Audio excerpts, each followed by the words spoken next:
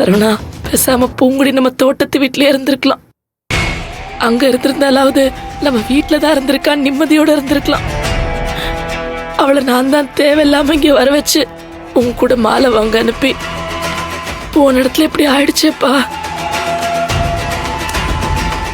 என்னாலதான்ப்பா அவளுக்கு இந்த நிலைமை. ஐயோ அம்மா, அவளை வேணும்னு தான் கடத்தி வச்சிருக்காங்க. பூங்குடி அப்பா தான் பூங்குடியை மறைச்சு வச்சுட்டு இல்லைன்னு சொல்லி மறைக்கிறாரு. அவரு தான் கடத்தி இருந்தாருன்னா இந்த கல்யாணம் நடக்கிற வரைக்கும் வெளியே விட மாட்டாருமா. அவ உசுருக்கு எதுவும் ஆகாது. ஆனா அவர் கடத்தலன்னு சாதிக்கும் போது வேற யாராவது பண்ணிருந்தாங்கன்னா என்ன பண்றதுங்கிற பயந்தாமா வருது. அந்த அளவு ஒத்துக்கவே இல்லையா கடைசி வரைக்கும்? என்னதான் சொல்றான்ப்பா? அம்மா, அவர் பழிய தூக்கி நம்ம மேல போடுறாருமா. ஐயோ,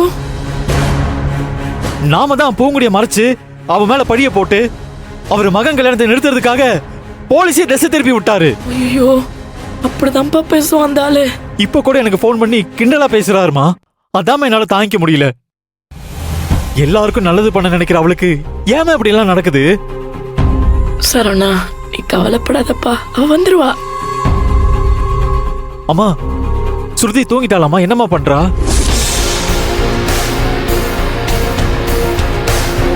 அம்மா, என்ன ஆச்சுமா? ஐயோ, சரவணனுக்கு அந்த விஷயம் தெரிஞ்சா இவனே ஸ்ருதியை கூட்டு போனாலும் போயிருவானே. அம்மா, என்னம்மா யோசிக்கிறீங்க? இல்லப்பா, அவ பூங்குடி இல்லாம அழுதுகிட்டே இருக்கா. நான் தான் சமாதானப்படுத்தி அக்காவை கூட இருக்க வச்சிருக்கேன். ஸ்ருதியை நினைக்கும் போதுதான் எனக்கு ரொம்ப கஷ்டமா இருக்கு. அவ கல்யாணத்துல தான் கடவுள் ரொம்ப சோதிக்கிறாரு. அவ ஆசைப்படியே இந்த கல்யாணம் நடக்கணும்னு நம்ம எல்லாருமே போராடுறோம். ஆனா ஏதோ ஒரு தடங்கள் வந்துகிட்டே இருக்குமா. அது ஏன்னு தான் தெரிய மாட்டேங்குது. இல்லப்பா, நீ ஸ்ருதியை நினைச்சு ரொம்ப கஷ்டப்படாத. நீ ஏற்கனவே பூங்குடி காணோன்னு துடிச்சுக்கிட்டு இருக்கு. இதுல இவ கல்யாணம் வேற எப்படி நடக்க போகுதுன்னு நீ கவலையப்படாத. நீ இதே மாதிரி தொடர்ந்து தேடிக்கிட்டே இருந்தேன்னு வையன், பூங்குடி கண்டிப்பா கிடைச்சிருவா. கல்யாண வேலையை நான் கூட இருந்து பாத்துக்கிறேன். வரவங்களெல்லாம் நான் சமாளிச்சுக்கிறேன். இங்க பாருப்பா, மாப்பிள்ளை வீட்லயும் எதுவும் சொல்ல மாட்டாங்க. ஸ்ருதி கிட்டையும் விஷயத்த சொன்னா புரிஞ்சுப்பா. அது மட்டும் இல்ல, இந்த நேரத்துல ஸ்ருதி கல்யாணம் நடக்காம போயிட்டா அவ என்ன முடிவெடுப்பாளோன்னு நமக்கே தெரியாதுப்பா. ஏன்னா அவ எந்த மாதிரி நிலைமையில இருக்கான்னு உனக்கே தெரியும்ல. சக்தி அந்த பொண்ணு கழுத்துல தாலி கட்டுறதுக்கு முன்னாடி இவ கழுத்துல தாலி ஏறணும்னு ஸ்ருதி ரொம்ப ஆசைப்பட்டா. அதுக்காகவாது நம்ம சில காரியத்தை தியாகம் பண்ணிதான்ப்பா ஆகணும். சரவணா, கடவுள் இருக்கிறது மட்டும் உண்மையா இருந்ததுன்னா நம்ம இல்லைன்னா கூட பரவாயில்ல. பூங்குடி கண்ணு முன்னாடிதான் ஸ்ருதி ஆசைப்பட்ட மாதிரி அவ கல்யாணம் நடக்கும்.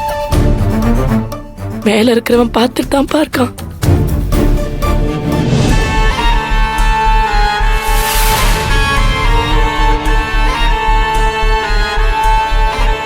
மாமா போன் பண்ணுங்க.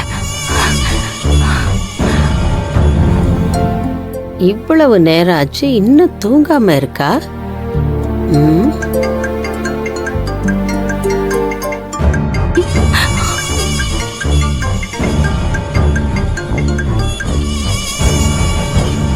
ஹலோ. என்னம்மா, நீ இன்னும் தூங்கலையா? இல்லப்பா, எனக்கு தூக்கம் வரலப்பா. என்னம்மா நீ, கல்யாண பொண்ணு இன்னும் தூங்காம இருக்க? இரு, பூங்குடி கிட்ட தரேன். இந்தாம்மா பேசு.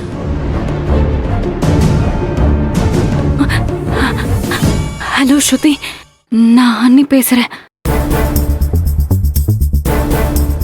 நான் பேசுறேன்னு காட்டிக்காது. பக்கத்துல யாராவது இருக்காங்களா? அது வந்துப்பா, நானும் பெரியம்மா அப்புறம் என் ஃப்ரெண்ட்ஸ் எல்லாம் கூட இருக்காங்கப்பா. சரி ஸ்ருதி, நான் மண்டபத்துல தான் இருக்கேன். இன்னும் கொஞ்ச நேரத்துல நான் உன்னை கூட்டிட்டு போயிடுவேன். நீ ரெடி ஆயிடு. சரி அண்ணி.